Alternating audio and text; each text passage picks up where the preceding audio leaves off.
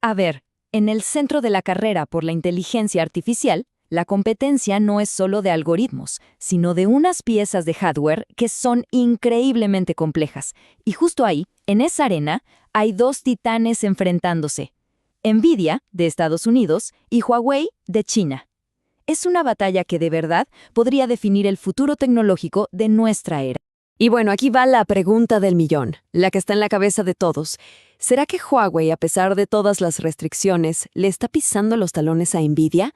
Y si fuera así, ¿significa que los controles de exportación de Estados Unidos, pues, ya no sirven para nada? Esa es la gran incógnita que vamos a intentar despejar hoy. Bien, este es el plan.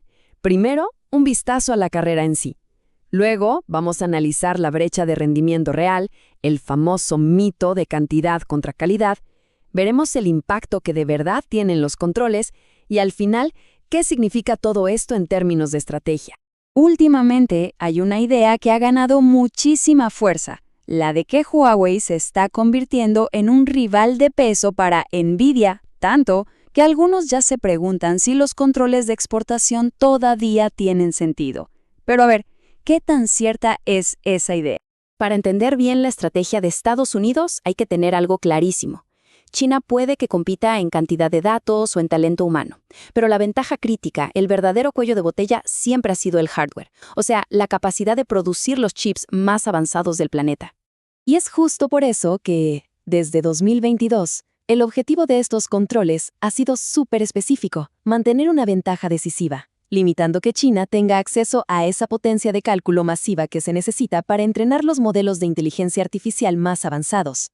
Bueno, suficiente de percepciones y de lo que se dice por ahí. Vámonos a los datos duros, ¿no? Más allá de la política, ¿qué tan potentes son en realidad estos chips si los ponemos uno frente al otro?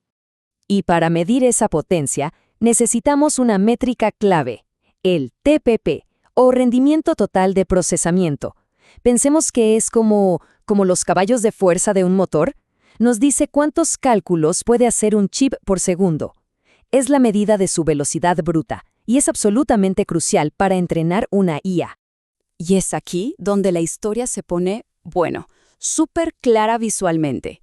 Lo que vemos no es que la brecha se esté cerrando, es todo lo contrario. Mientras el rendimiento de NVIDIA se dispara, el de Huawei apenas si despega. La distancia entre ellos se está convirtiendo literalmente en un abismo. El dato clave es este. Para 2027, la proyección es que el mejor chip de NVIDIA va a ser 17 veces más potente que el de Huawei.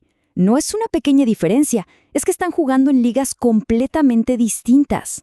Pero lo más sorprendente, y esto es casi increíble, viene de la propia Huawei. Según su hoja de ruta pública, el chip de próxima generación de la compañía en 2026 será en realidad menos potente que su mejor chip actual. Esto es algo rarísimo en la industria tecnológica. Lo que sugiere es que los controles sobre los equipos de fabricación les están causando problemas muy serios para poder innovar. Claro, aquí es donde Huawei presenta su contraataque. Su argumento es algo como, ok, nuestros chips son menos potentes, pero no importa, porque vamos a fabricar muchísimos más. Es la clásica estrategia de cantidad sobre calidad. La pregunta es, ¿se sostiene con los números en la mano? Entonces, por un lado, tenemos la gran ambición, una montaña de chips para inundar el mercado. Y por el otro, tenemos la fría y dura realidad de la línea de producción. Y como vamos a ver, esta realidad es un obstáculo casi insuperable para su estrategia. Miren este gráfico. Muestra la potencia total de cómputo que cada empresa puede producir por año. La barra de NVIDIA es básicamente un rascacielos, y a su lado, las proyecciones de Huawei, incluso en el escenario más optimista, pues apenas se levantan del suelo. La producción de NVIDIA sencillamente los deja en la sombra. Para ponerlo en cifras y que quede todavía más claro, con las proyecciones más agresivas, para el año 2027, toda la producción de Huawei va a representar apenas el 2% de la potencia de cómputo de NVIDIA. La estrategia de cantidad simplemente no alcanza para compensar una desventaja tan grande. Es que la escala de esta diferencia es difícil de imaginar. Pensemos en esto. Ni siquiera si Huawei lograra multiplicar por 100 su producción, algo que es prácticamente imposible, ni así llegaría a la mitad de la capacidad de NVIDIA. La brecha es simplemente demasiado grande. Ok, Entonces, parece que los controles sí están funcionando. Pero eso nos lleva a una pregunta crucial. ¿Y si se quitaran? ¿Qué pasaría si de repente se abriera la puerta y se permitiera la venta de los chips más potentes a China? Vamos a plantear un escenario hipotético, pero muy concreto.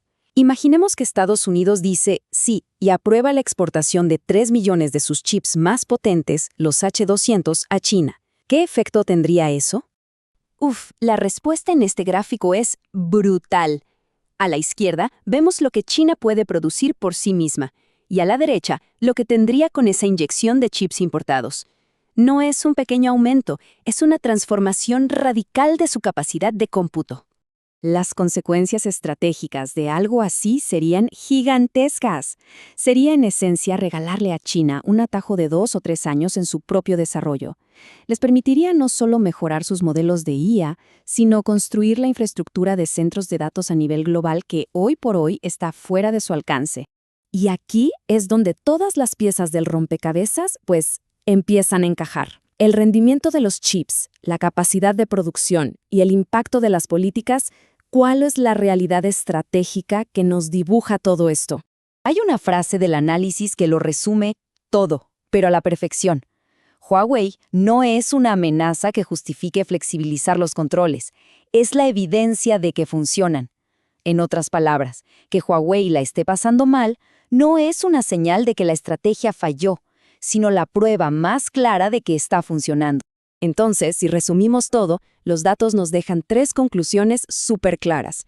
Primero, la brecha de rendimiento está creciendo, no cerrándose. Segundo, la estrategia de Huawei de más es mejor simplemente no es viable. Y tercero, relajar los controles sería, en la práctica, regalar una ventaja estratégica clave. Al final del día, la conclusión, con toda la evidencia sobre la mesa, es bastante clara. Estados Unidos tiene una ventaja decisiva y que además va en aumento en el pilar más crítico de la IA, el hardware. Y la verdad, no parece existir una razón estratégica lógica para simplemente cederla. Y cerramos con una pregunta que nos deja pensando en el futuro. En esta era de avances exponenciales, donde la tecnología de punta se vuelve vieja en cuestión de meses, ¿cuánto tiempo puede durar realmente una ventaja en hardware? Esa es una pregunta que honestamente solo el tiempo podrá responder.